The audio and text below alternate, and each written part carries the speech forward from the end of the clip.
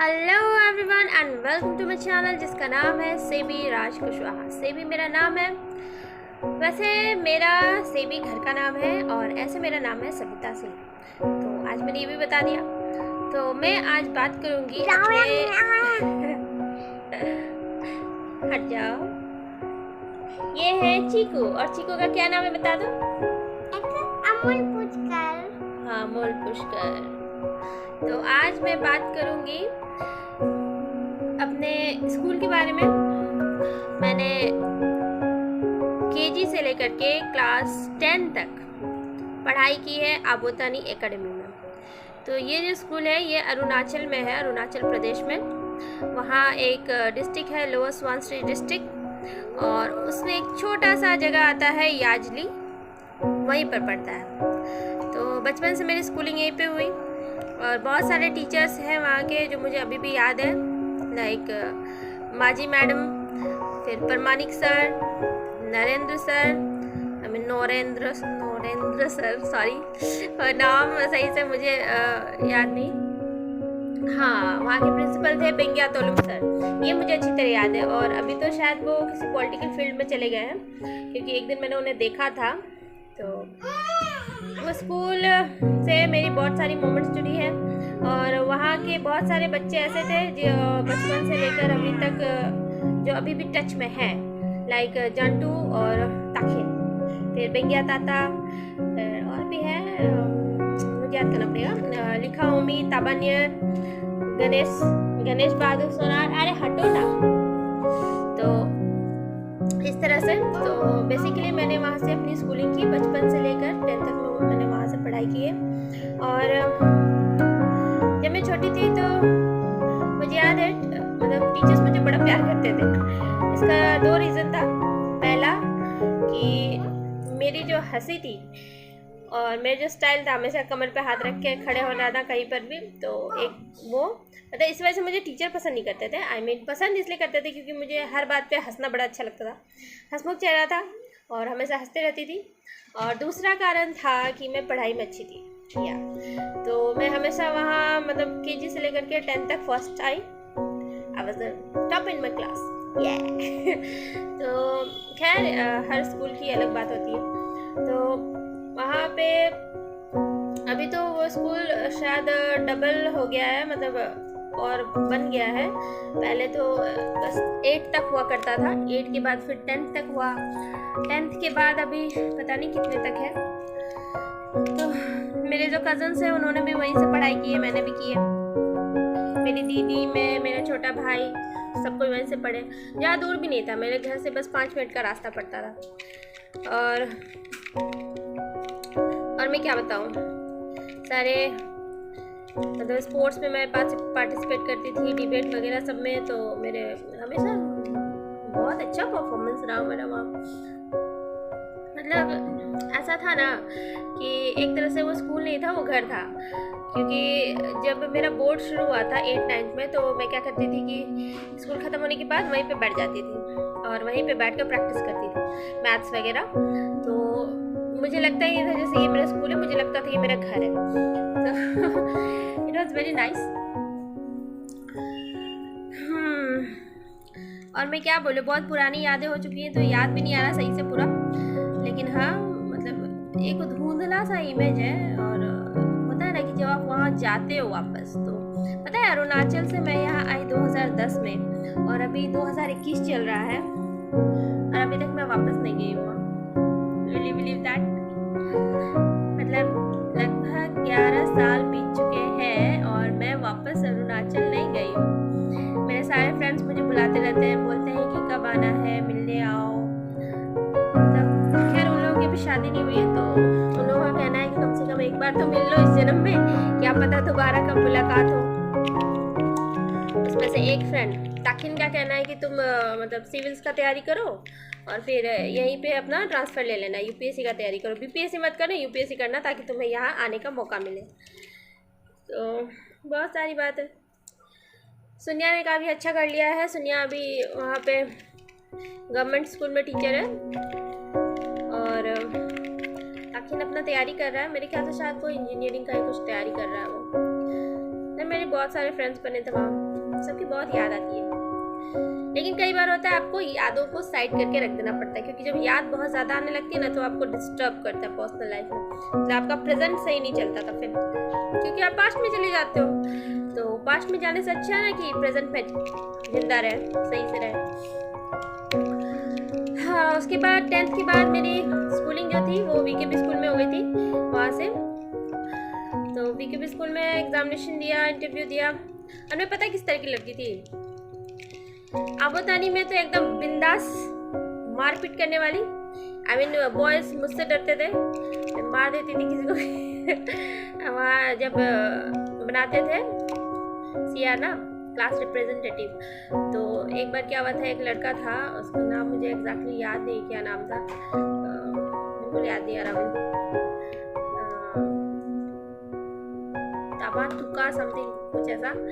तो उसको मतलब बोला गया था देखने के लिए क्लास में, तो नहीं, मुझे कहा गया था कि मतलब कुछ देर के लिए कि मैं क्लास रिप्रेजेंटेटिव हूँ, और मुझसे कहा गया था कि कोई भी हल्ला करे तो उसे मैं पीट सकती हूँ। तो वो थोड़ा था, दादागिरी कर रहा था, तो मैंने उसे वार्निंग दिया 1-2 बार, लेकिन उसने सुना नहीं। उसे लगा कि क्या मारेगी, मैंने ना उसे बहुत जोर से मारा। ऐसे नहीं करते बेटा, मुझे दूध पीना है। अभी दूध गर्म हो रहा है, अभी दूध पीना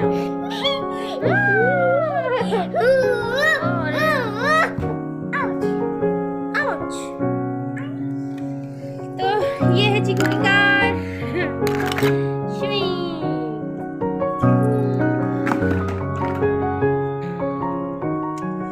तो कुछ और भी यादें हैं। एक तो ये हुआ, उसके बाद और भी एक बार मेरी सीनियर से लड़ाई हो गई थी। मतलब वो क्लास 8 में था और मैं शायद उस वक्त क्लास 6 में रही होगी। तो हमारी झगड़ा किस बात पे हुआ था हमारा, एक उस समय चलता था, मतलब रूल था कि गले में कोई अगर इंग्लिश में बात नहीं करेगा, इंग्लिश में बात करने का रूल था कि सबको इंग्लिश में बात करना है। तो इनकेस अगर कोई बात नहीं कर रहा है तो एक डोंकी का साइन बना हुआ गले में माला टांगा जाता था। तो उस वक्त मैंने बात तो किया था इंग्लिश में ही, लेकिन उसका कान खराब था, उसको लगा कि मैंने नहीं बोला इंग्लिश में, तो उस वजह से वो मतलब मेरे गले में टांग के आ रहा था। उस पर मैंने बहुत झगड़ा किया था उससे, और उस वक्त मुझे उतनी इंग्लिश नहीं आती थी, तो मैंने उससे फिर भी इंग्लिश में ही झगड़ा किया था, बहुत झगड़ा किया था। मतलब पूरे लंच आवर था तो क्लास तो खाली रहता है पूरा, तो ऊपर जो झगड़ा हो रहा था हमारा वो नीचे तक सुनाई पड़ रहा था। तो वो मुझे मोमेंट अभी भी याद है। फिर और भी बहुत सारी मोमेंट्स हैं। और मैंने मैंने अपने टीचर को पता लव लेटर लिखा था। फनी ना, लव लेटर नहीं था वो, सर मुझे बहुत अच्छे लगते थे।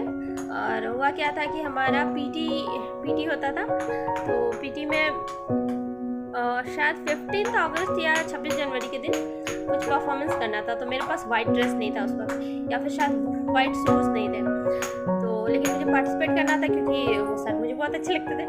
तो मैंने क्या किया था कि सर को एक लेटर लिखा था, और तब शायद मैं क्लास 5 में थी।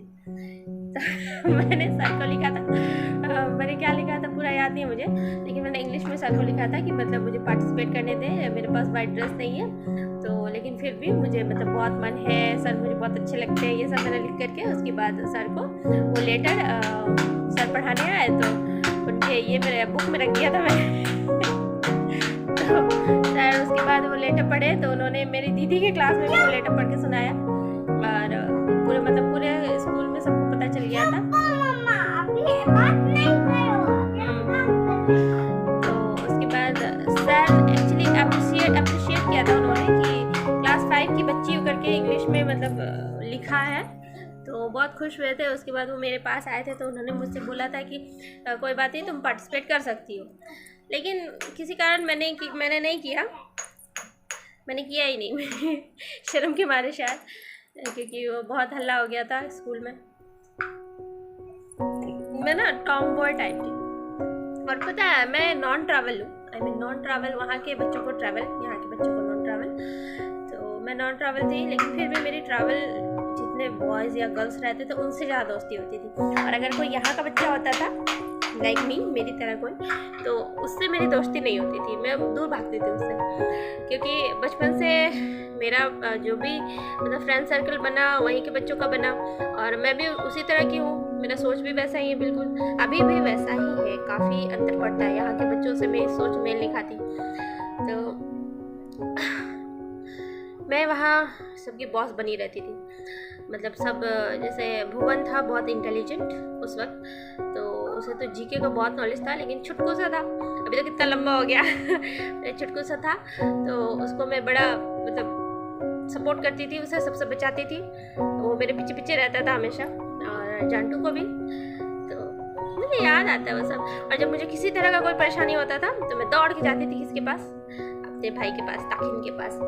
वेल वो मेरा दोस्त भी है, भाई भी है, क्लासमेट भी है, सब कुछ है, तो उसी के पास जाती थी, और वो भी मुझे एक मिनट के लिए भी मतलब परेशानी में नहीं देख सकता था, अगर मैंने बोल दिया है कि ये प्रॉब्लम है तो बस उसे सॉल्व करना है।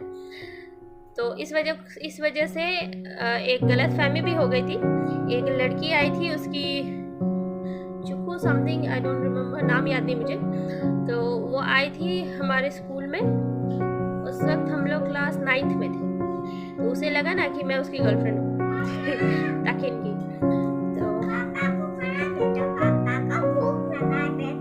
हाँ ठीक है अभी देते, तो चलो ना चलो ना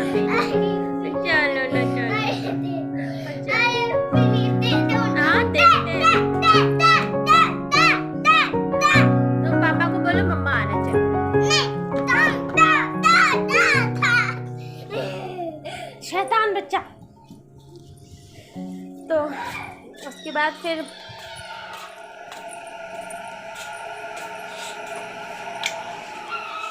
उसे गलतफहमी हो गई, तो उसकी गलतफहमी को मतलब उसे गलतफहमी यही होगी कि मैं ताकिन की गर्लफ्रेंड हूँ, तो वो मुझे धमकाने आई, और उसने मुझसे कहा कि देखो तुम हारिंग है, हारिंग की तरह रहो हारिंग in the sense non travel को बोलती है कि मतलब तुम हारिंग है, हारिंग की तरह रहो, ज़्यादा तुम मतलब ट्रैवल बच्चा पे लाइन नहीं मारो मुझे हंसी आता है अभी, क्योंकि उस वक्त मुझे तो इन सब चीज़ों का कुछ अनुभव ही नहीं था, मुझे कुछ पता ही नहीं था। तो उसने मुझसे कहा, उसके बाद वो चली गई, बहुत कुछ मतलब मुझे भला बुरा सुना करके, और मैंने उसकी बातों को बिल्कुल भी माइंड नहीं किया, क्योंकि वैसा कुछ तो था भी नहीं, और क्योंकि मैं बचपन से ताकिन को जानती थी, तो मुझे पता था कि ताकिन का क्या रिएक्शन होना है। तो ताकिन ने भी सुना तो वो बहुत हंसा।